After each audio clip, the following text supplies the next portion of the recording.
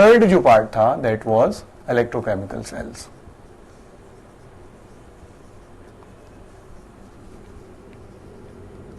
Chemical sales.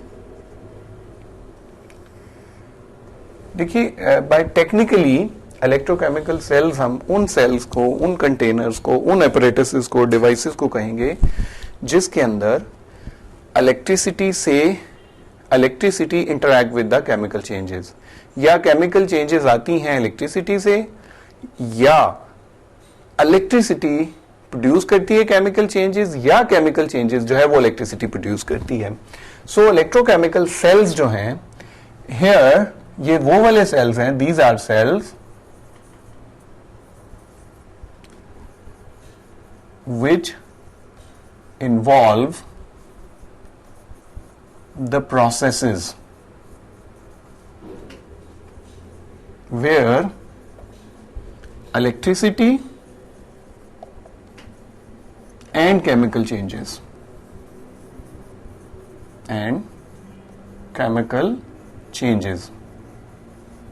interact with one another, with each other. यानी ये वो सेल्स हैं जहां पे इलेक्ट्रिसिटी और केमिकल चेंजेस एक दूसरे के साथ इंटरैक्ट करते हैं. इनकी दो टाइप्स हैं, types of electrochemical cells. They are of two types. Number one, electrolytic cell, electrolytic cells. Second one, galvanic और voltaic cell. Voltaire cells. Electrolytic cells वो हैं, these are the cells where electricity produces chemical changes.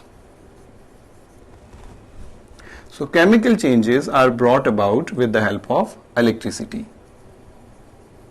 These are called as electrolytic cells. For example हमने जो पीछे सारे पढ़े, these were the examples of electrolytic cell, like the electrolysis of sodium chloride, aqueous sodium chloride, etc. etc. वो सारे sales जो हमने पीछे पढ़े, they were example of electrolytic. Galvanic और voltaic cell वो हैं where chemical changes or chemical reactions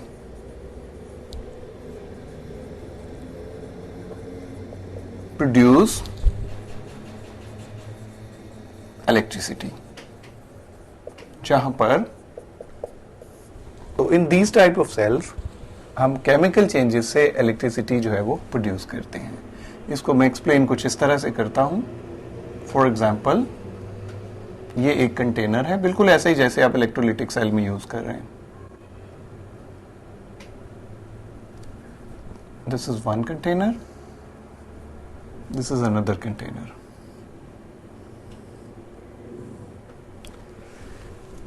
इसके अंदर एक मेटल है, लाइक कॉपर का रॉड आपने इस सॉल्यूशन के अंदर, दिस इज कॉपर रॉड,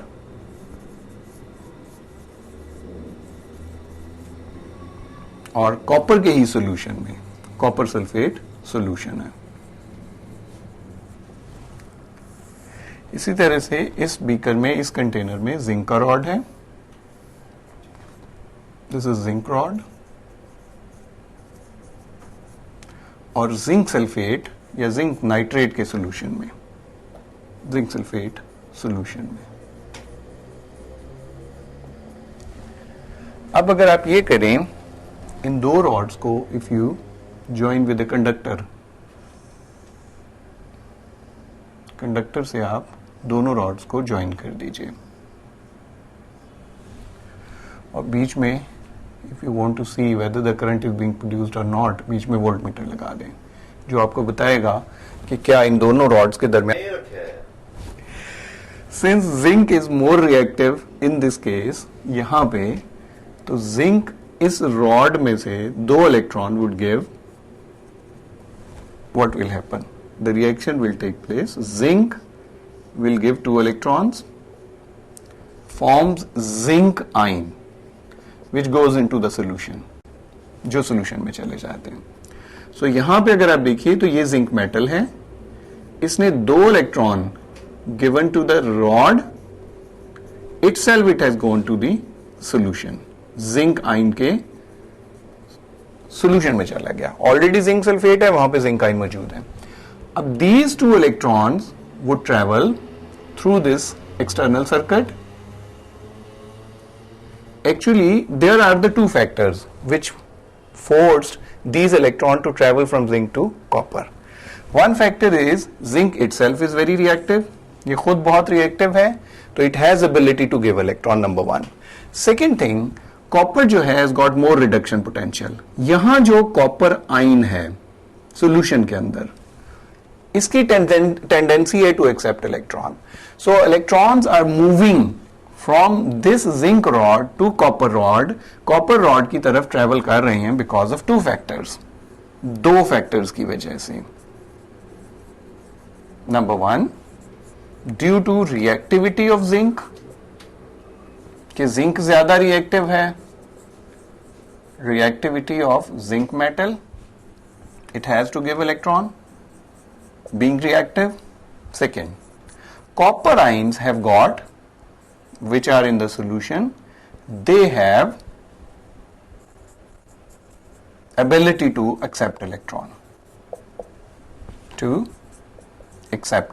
उन्होंने इलेक्ट्रॉन्स को एक्सेप्ट करना है, which is called as reduction potential, reduction potential।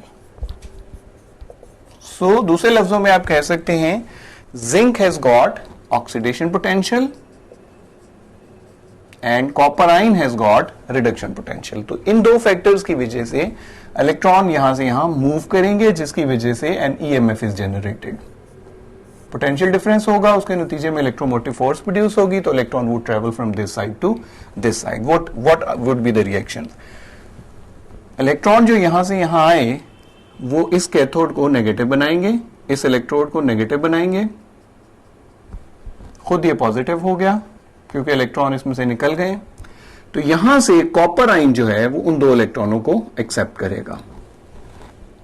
So copper ion will accept those 2 electron and will be deposited. तो इस तरह से जब तक यहां पे जिंक मौजूद है और जिंक आयंस बना रहे हैं, कॉपर आयंस मौजूद है, कॉपर डिपॉजिट होता चला जा रहा है, उस वक्त तक these electron keep on flowing from this end to this end. तो इस तरह से बिजली, इलेक्ट्रिसिटी जनरेट होती रहेगी और बीच में अगर कोई लैंप है तो वो लाइट अप होता रहेगा। So this is the basis for these electrochemical cells where chemical changes produce the electricity, जहां पे केमिकल चेंजेस जो हैं वो इलेक्ट्रिसिटी प्रोड्यूस करते हैं। ओवरऑल रिएक्शन लिखें इसका तो वो यूं बनेगा,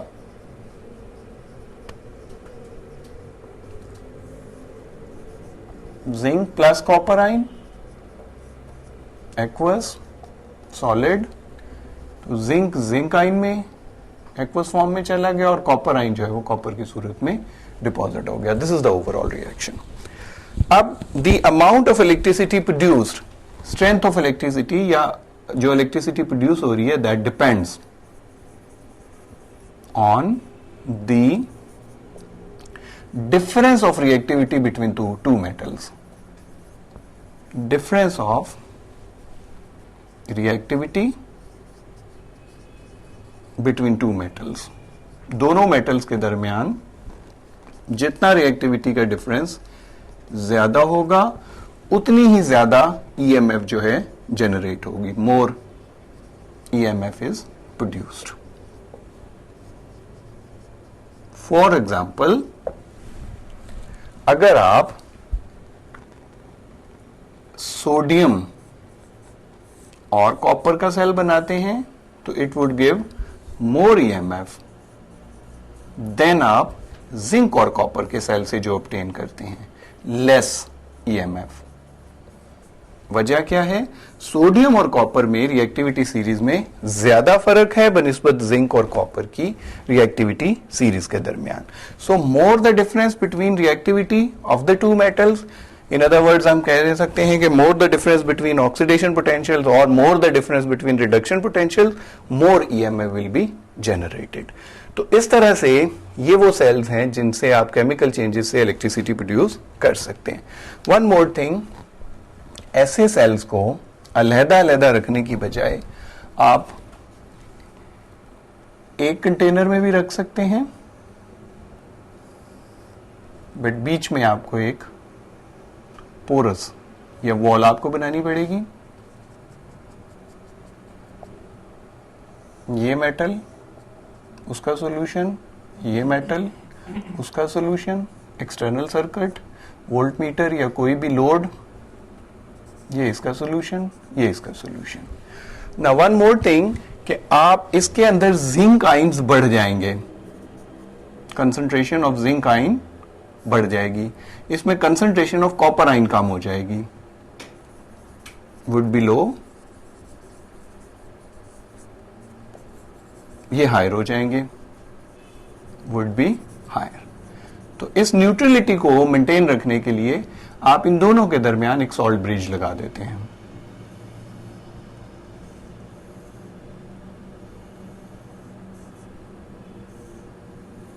Salt bridge is actually a gel which has most usually potassium nitrate plus potassium nitrate. अब होता यह है कि जिस तरफ पॉजिटिव आइन ज्यादा हो जाते हैं वहां पे नाइट्रेट आइन ऐड हो जाता है सॉल्यूशन में to keep up the neutrality, ताकि न्यूट्रलिटी मेंटेन रहे, और जिस साइड पे पॉजिटिव आइन लेस हो जाते हैं उस साइड पे पॉजिटिव आइन जो है वो ऐड हो जाता है to keep up the neutrality. So this is the salt bridge used to keep the neutrality, neutrality को मेंटेन रखने के लिए सॉल्ट ब्रिज दरमियान में लगा दिया जाता है। So these are different kinds of